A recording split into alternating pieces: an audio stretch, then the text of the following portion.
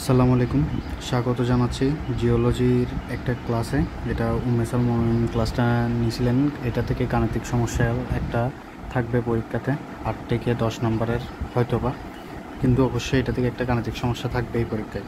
আচ্ছা, তো এটার গাণিতিক সমস্যাটা হচ্ছে find a stream order by Horton's stream ordering method. আচ্ছা, হর্টনস স্টিম অর্ডারিং মেথডের জন্য এটার লটা ছিল হচ্ছে এরকম একটা স্ট্রিমের চিত্র দেওয়া থাকবে।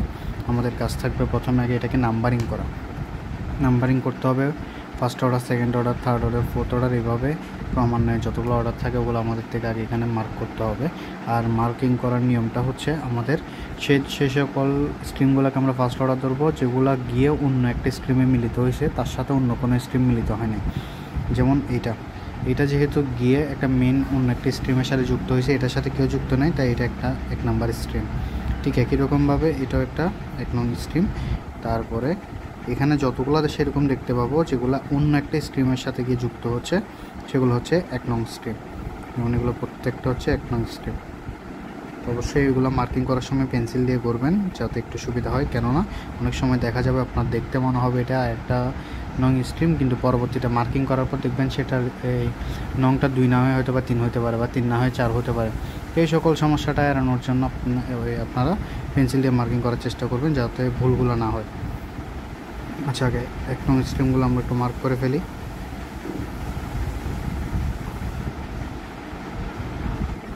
এক সাইড থেকে মার্ক করে আসবেন যাতে ভুল না হয়। আচ্ছা, 1 নং স্ট্রিমগুলো মোটামুটি এখানে মার্ক করা হয়ে গেল।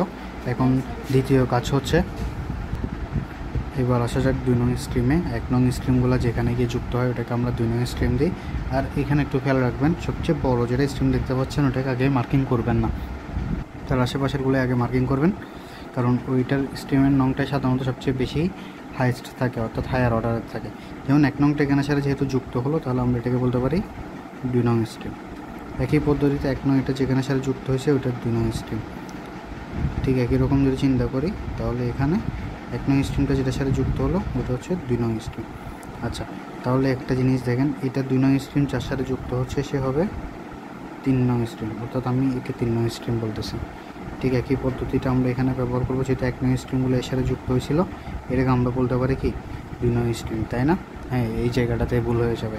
আমরা যদি এটাকে এখন 2 নং স্ট্রিম নাম দিই, আচ্ছা আপনাদের ভুলটা করে দেখাচ্ছি, এই যে এখানে 2 নং স্ট্রিম নাম দিয়ে দিলাম কথার কথা, তাহলে দেখা যাবে এই যে দেখেন এখানে যেগুলো 1 নং স্ট্রিম ছিল সেগুলো কিন্তু এখানে একটা সাথে যুক্ত হয়েছে, সেই যুক্ত হওয়া জিনিসটা কিন্তু আবার এটার সাথে যুক্ত হয়েছে। সো আসলে আমাদের এখানে ভুলটা হয়ে যাচ্ছে যে এটাকে আসলে 2 নং স্ট্রিম দেওয়া উচিত, এবং এটাকে 2 নং দিলে 2 নং যার সাথে গিয়ে যুক্ত হয় সেটা হচ্ছে 3 নং স্ট্রিম, অর্থাৎ এই স্ট্রিম নামটা হবে 3। একই পদ্ধতি অবলম্বন করলে এখানে যেগুলো 1 নং স্ট্রিম আছে সেই 1 নং স্ট্রিমগুলো এখানে গিয়ে যেহেতু যুক্ত হচ্ছিল, তাই যেমন এটা হচ্ছে 2 নং স্ট্রিম। আর এই 2 নং স্ট্রিমটা, তারপর এখানেও দেখেন 2 নং স্ট্রিম, এই 2 নং স্ট্রিমগুলো গিয়ে যেখানে যুক্ত হয়েছে ওটা হচ্ছে 3 নং স্ট্রিম। আচ্ছা, এবার 3 নং স্ট্রিম এখানেও পেলাম, 3 নং স্ট্রিম এখানেও পেলাম, 3 নং স্ট্রিম এখানেও পেলাম। তাহলে এগুলো যেটার সাথে মেন একটা যেটা স্ট্রিমের সাথে যুক্ত হয়েছে ওটা হচ্ছে 4 নং স্ট্রিম, এবং এটাই সবচেয়ে হাইয়েস্ট অর্ডারের স্ট্রিম। আর খেয়াল রাখবেন, যে কোনো সময় যে কোনো স্ট্রিমের ক্যালকুলেশনের ক্ষেত্রে হাইয়েস্ট যেটা হায়ার অর্ডার যেটা থাকবে ওটার সংখ্যা কিন্তু সবসময় 1-ই হবে। আচ্ছা, এখানে এখন গণনা করতে হবে কোন স্ট্রিমের সংখ্যা কতটি। এখন এখানে আমরা যদি গণার চেষ্টা করি তাহলে এখানে আমরা 1 নং যেসব স্ট্রিম অর্ডার দিলাম সে 1 নং স্ট্রিম অর্ডারের সংখ্যা পাচ্ছি 18টি, 2 নংয়ের এখানে পাচ্ছি আমরা 6টি, এবং 3 নংয়ের পাচ্ছি 3টি, আর 4 নংয়ের পাচ্ছি 1টি। তো এই স্ট্রিম অর্ডারের সংখ্যাগুলো আমাদের থেকে আগে এখানে লিখতে হবে যে আমরা কত অর্ডারের স্ট্রিম আমরা এখানে কয়টা পাচ্ছি। যেমন ফার্স্ট অর্ডারে 18টা, সেকেন্ড অর্ডারের 6টা, থার্ড অর্ডারের 3টা, এবং ফোর্থ অর্ডারের 1টা। এবার কাজ হচ্ছে আমার এখানের কিছু শর্ত আছে, অর্থাৎ কিছু আমাদের এখানে সমস্যা আছে, এগুলোই বের করতে হবে আমাদেরকে গাণিতিকভাবে। এখানে বলা থাকবে যে বাইফুরকেশন রেশিও বের করো, লেন্থ রেশিও বের করো, ড্রেনেজ ডেন্সিটি বের করো, স্ট্রিম ফ্রিকোয়েন্সি বের করো, আর লেন্থ অফ ওভারল্যান্ড ফ্লো, এগুলো বের করতে বলা হবে। তো এই 5টার মধ্যে যে কোনোটা দেওয়া থাকতে পারে, আবার যে কোনো 2টাও দিতে পারে, আবার সবও দিয়ে দিতে পারে। সাধারণত সবগুলো দেয় না, এই 3টা হয়তো বা দিতে পারে, যে কোনো 3টা। যাই হোক, তাহলে এখন এগুলো নির্ণয় করার আগে সর্বপ্রথম কাজ হচ্ছে আগে এগুলোর ডেফিনেশনগুলো দিতে হবে। যেমন বাইফুরকেশন রেশিওটা কি? বাইফুরকেশন রেশিও বলতে বোঝানো হয় the ratio between the number of streams of one order to the number of streams of next higher order, অর্থাৎ হায়ার অর্ডারের এই সংখ্যা দিয়ে আমরা ভাগ করব লোয়ার অর্ডারটাকে। যেমন এই যে ফার্স্ট অর্ডারের এই স্ট্রিম সংখ্যাকে আমরা ভাগ করতেছি সেকেন্ড অর্ডার এর হায়ার অর্ডারটা দিয়ে, তারপর সেকেন্ড অর্ডারটাকে ভাগ করতেছি আমরা থার্ড হায়ার অর্ডার দিয়ে, তারপর হচ্ছে থার্ড অর্ডারকে ভাগ করতেছি আমরা ফোর্থ হায়ার অর্ডার দিয়ে। ঠিক এই হিসাবে আমরা আগে যে অনুপাতগুলো পাবো সেই অনুপাতগুলোকে বলা হয় বাইফুরকেশন রেশিও। আর বাইফুরকেশন রেশিও বের করতে বললে অবশ্যই অ্যাভারেজ বাইফুরকেশন রেশিওটা সহ নির্ণয় করে দেখাতে হবে। তো আমরা এখান থেকে যেহেতু 3টা অনুপাত পাচ্ছি, ওই 3টা অনুপাতকে যোগ করে 3 দিয়ে ভাগ করে দিলে আমরা অ্যাভারেজ বাইফুরকেশন রেশিও পেয়ে যাই। এখন আসা যাক দ্বিতীয় সমস্যাটাতে। এটার ক্ষেত্রে হচ্ছে লেন্থ রেশিও আমাদের নির্ণয় করতে বলবে। আর লেন্থ রেশিও বলতে বোঝানো হয় আমার এখানে এই স্ট্রিমের লেন্থগুলো মাইলে দেওয়া থাকবে 5.3, 24.8, 70.2 আর 150.5। তো এই মাইলে থাকা লেন্থগুলোকে আমাদের থেকে রেশিও আকারে দেখাতে হবে। আর এখানে রেশিও দেখানোর নিয়মটা হচ্ছে এই লোয়ার অর্ডার দিয়ে ভাগ করতে হয় তার পরবর্তী হায়ার অর্ডারটাকে।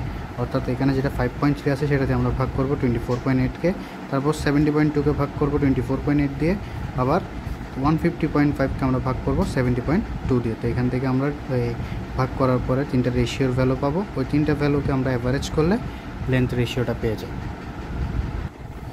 আচ্ছা, এর পরবর্তী কাজ হচ্ছে ড্রেনেজ ডেন্সিটি বের করা।